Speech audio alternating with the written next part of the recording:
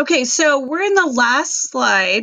We're looking at the social impacts of slavery. So if you watch these two videos, this top video has some really good information on what it was like to be a slave on a southern plantation. And this bottom one is just a series of pictures taken from about 1860 when photography had first been invented. So some of them are kind of blurry and far away, but it might give you an idea. These are primary sources. This is actually pictures of slaves living during slavery so that you can get an idea of what it would have been like.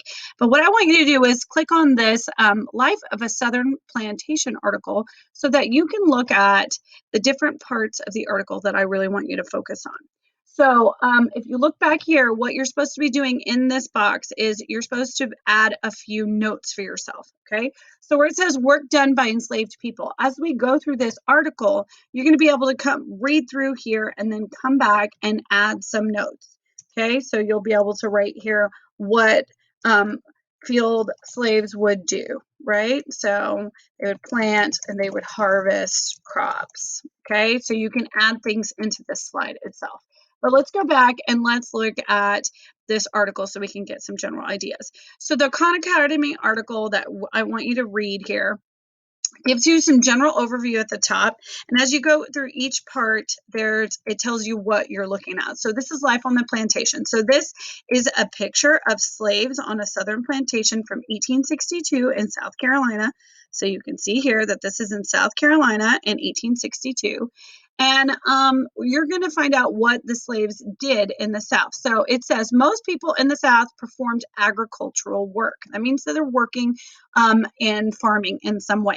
Okay, so there were not very many people that lived in urban areas. Most of them lived in on farms or on plantations. But if they lived in urban areas, they might have skilled labor such as carpentry, blacksmithing, and pottery. Okay, now look, you can click back over, and where it says skilled work, what can you write here? Yes, so you can add in some of those skills that they would have learned: carpentry, blacksmithing, and pottery. Okay, now 3 million slaves worked on farms and plantations. Many plantations basically were like cities unto themselves, meaning that you didn't really have to leave the plantation to get anything because you created everything that you needed there on the plantation. So if they needed a carpenter, there would have been someone there who was a carpenter. If they needed blacksmith, which means ironworking, like to put shoes on horses or to create something out of metal, they would have had a blacksmith shop on the plantation.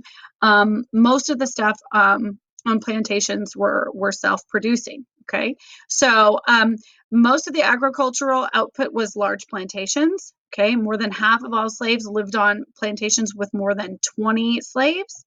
And then, but there were not very many plantations in the South that had more than 50 slaves. There was only about a quarter of them. So that means if you were a slave and you lived on a plantation with 200 or 300 slaves, you were unusual because there were not that many large plantations.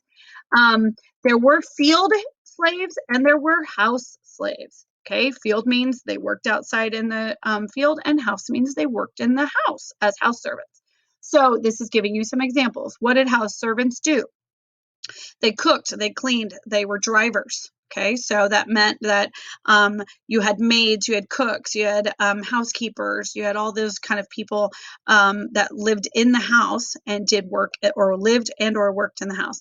And then you had field hands who labored up to 20 hours a day. And what they did was they cleared the land, they planted, and they harvested crops. So now I've got house servants and I've got field servants. And if you go back here, you can fill in field, house. Got it? Okay, so now let's go down and let's look at some of the things that would happen. Just because I'm skipping different sections doesn't mean you do. I want you to read the entire article, but I'm just showing you what I want you to look at. Okay, so this is giving you an idea as you read through here what different kind of things slaves had to face. All right, slavery in the lower South, that means the deep South, down in South Carolina and Georgia and Mississippi, some places down in the very far South, had something called slave codes. Okay, so slave codes, which is here, meant that they were laws about what slaves could or could not do. Okay, so it says here, enslaved people were not allowed to defend themselves against violence from whites, which means that if a white person started to beat up a slave, no one could stop them. Okay, they could not testify in court. That means if a slave saw someone commit a crime, they could not go to court and talk about it. Okay, unless it was another slave or another free black person. Now so basically that means slaves are not allowed to testify against white people in court. They couldn't enter into a contract with anyone. That means they couldn't buy anything. They couldn't own any property. And they were not allowed, this one's important, they were not allowed to leave their owner's property without permission. You had to have a note signed by your owner in order to leave. There were other rules. They could not learn to read or write. It was against the law. They couldn't get married without permission from their owner. They could not, if they had a skill, like if they were a musician or if they were a carpenter, they couldn't make something or produce a product for someone without getting permission from their owner. Okay, if they did, they were punished, and punishments were often severe. Okay, being whipped was very common. People would be whipped or beaten, and by whipped I mean with a whip. They were hit with a whip.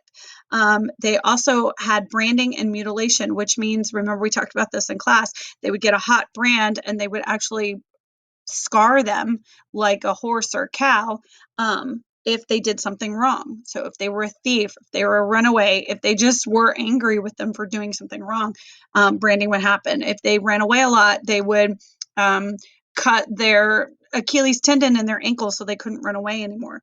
And if they did something bad enough, they would even kill them. Okay, so there were slave patrols that would go around in the South, and this was like basically white guys who went around to make sure that the slaves were following the rules. Okay, there was racial policing, which just meant that enslaved people were not supposed to gather in groups without permission, that they were trying to prevent them from revolting against their owners. Okay, all of this was super important because the biggest fear a slave owner in the South had was that the slaves would revolt against them because there were many more slaves, usually many more slaves on a plantation than white people. So there would be many more slaves, and so if they decided to revolt, then they could overpower the white people on the plantation, kill them, hurt them, do whatever they wanted. So this was a big problem for slaveholders in the South. They wanted to make sure that couldn't happen. So there are examples of slave rebellions. One good example is one led by a guy named Nat Turner in 1831. Okay, so he was a slave in Virginia. He was taught to read and write, and other slaves saw him as a prophet, and he said, it's time for us to stop being slaves. And so he got all his slaves together and they planned a rebellion, and they killed the owner of the plantation that they lived on, and then they went around and they killed people in the neighboring plantations. And so within a day they had killed 60 other white people in the area. Now this, like we said, is something that the white slave owners in the South were really afraid of. So the Turner and 13 other slaves were executed because of it, and then there were even more laws put down limiting what slaves could do because of these rebellions. Okay, now not every slave organized a rebellion, but they did in different ways resist, and they had acts of everyday resistance. Okay, so things that they would do on a regular basis would be to steal food, possibly. They would pretend to be sick so they didn't have to work. Maybe they would break the tools they were supposed to be using or destroy crops. And sometimes they even would kill themselves or hurt themselves on purpose in order to escape their lives on a plantation. Okay, so if you look down here at religion and slave culture, when you're reading each of these, I just want you to kind of put a couple of notes of what you find in here. Religion was really important to slaves because it was really the only way that slaves had permission to get together and do anything without being overseen by white people. And so many times slaveholders would allow the slaves to have a service on Sunday, and they would allow one of the slaves to act like the preacher. And so they would really the slave owners would kind of pay attention to what the preacher was preaching, but sometimes it meant two things. Like the preacher would be following the rules and preaching exactly what he would mean, that the white owner wanted him to tell people, but they also had a double meaning for a lot of the slaves because they would read about the different stories in the Bible, and for the slaves, it had a different meaning, and it was a way of them bonding and getting together. Plus, there was just an excuse to get together every week and be able to have their own culture, which is important here too. So slave culture right here, super important in this part. That most of them were Christian, but since they had originated in Africa, there were a lot of spiritual traditions and beliefs that became a part of their culture.